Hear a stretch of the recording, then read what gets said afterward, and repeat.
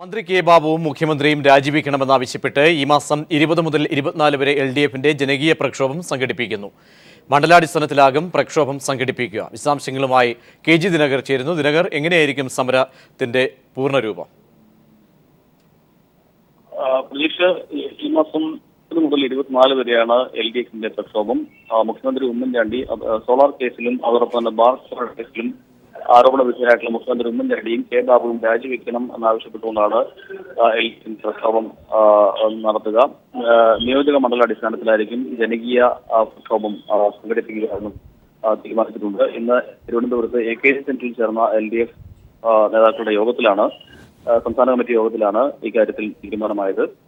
മുഖ്യമന്ത്രി ഉമ്മൻചാണ്ടിയും അതോടൊപ്പം തന്നെ മുഖ്യമന്ത്രി ഉമ്മൻചാണ്ടി സോളാർ കേസിൽ 5.5 കോടി രൂപ കൈപ്പറ്റിയിട്ടുണ്ട് എന്നും അതോടൊപ്പം തന്നെ കെ ബാബു കോഴ വാങ്ങിയതുമായി ബന്ധപ്പെട്ട് വിഷയവും ഉയർത്തിക്കാട്ടിയായിരിക്കും LDF പ്രക്ഷോഭം സംഘടിപ്പിക്കുക.